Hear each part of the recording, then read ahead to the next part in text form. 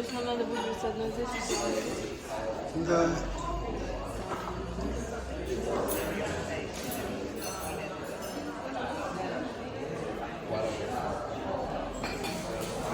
Ты что, снимаешь?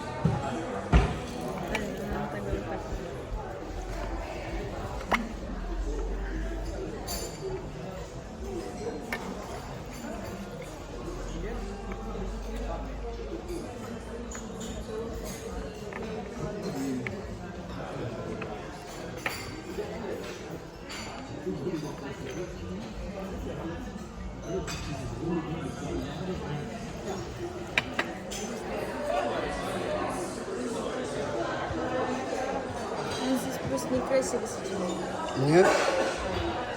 У нас слишком много вещей.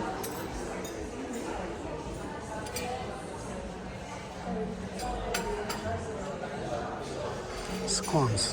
Правда там? Они еще тепленькие.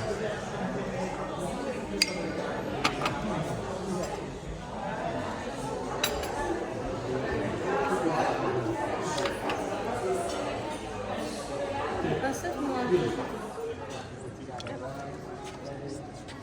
Okay, so this is the divinity school, but just before I explain it, quick note, just again, a bit more housekeeping. So, as you're no doubt all aware, this is a free tour, so you haven't paid any money for it. And basically the way the model works is, I basically come out here, show you the best Oxford has to offer for about 2 hours, as I said, slightly over perhaps, 2 hours, 10 minutes, 2 hours 15. And then at the end, you get to decide how much it's worth. So there's no obligation to pay anything if you don't want to.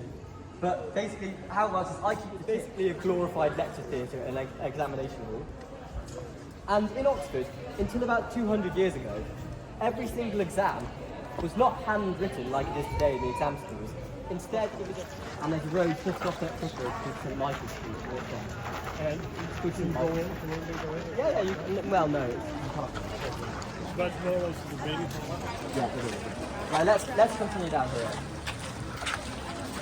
Sorry, what was your... There was someone else with a question, so... Someone else had a question just now, so... Yeah, I do. Yeah? You said it was a standardized entrance exam. The library of the university is the one up there through that window. I mentioned it earlier from the other side. There's the Hogwarts Library in Harry Potter.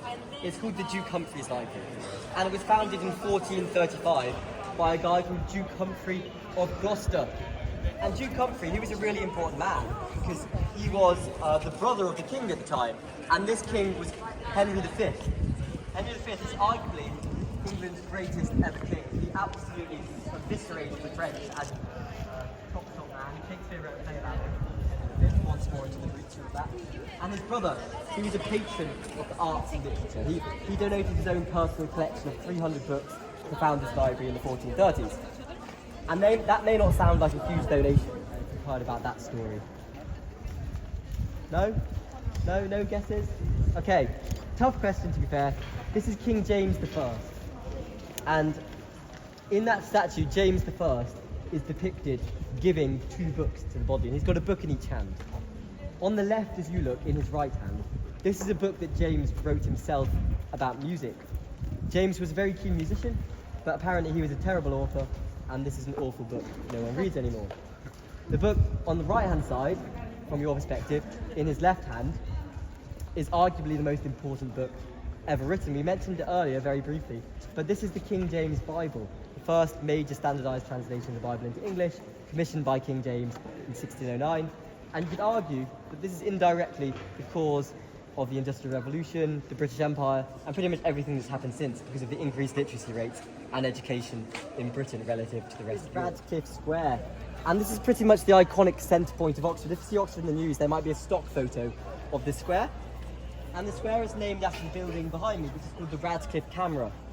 And you may be wondering, why is it called a camera? It doesn't look anything like a camera. Well, that's because in Latin, it always goes back to Latin, the word camera means room. So what it really is the Radcliffe Room. And what this building is nowadays is a history library. You might not like seeing what's coming from the room.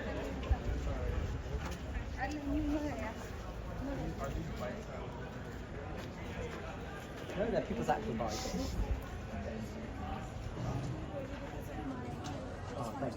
That's very kind. Come out through this side door. In front of him would be this door. And on this door, if you got closer, you'd be able to see, in the middle of it is a carved lion. Either side of the door, we have these carved fawns, half man, half goat.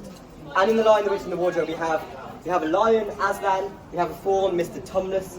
And also in that book, when the children go through the wardrobe into Narnia. So C.S. Lewis was greatly inspired by Oxford, and actually so was his best friend. So C.S. Lewis's best friend, they would go around Oxford together talking about life and philosophy and theology. And he was another professor of English literature.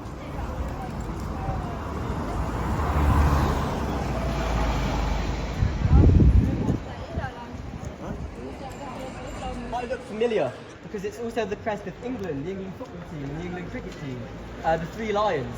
And that's because Oriel was founded by Edward II, the king at the time. Absolutely terrible king, Edward II. Look him up, he was a disaster. But he founded Oriel, and he also gave his crest to the crest of England too, so they kind of share a crest together. And Oriel itself, it's notable in particular for its rowing successes. So one great thing about Oxford is that you don't actually have to...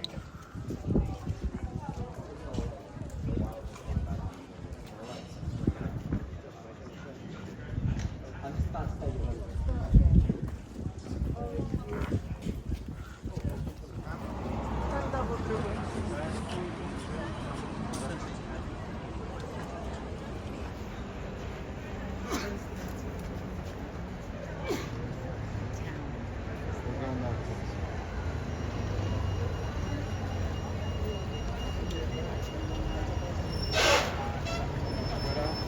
Pentecostal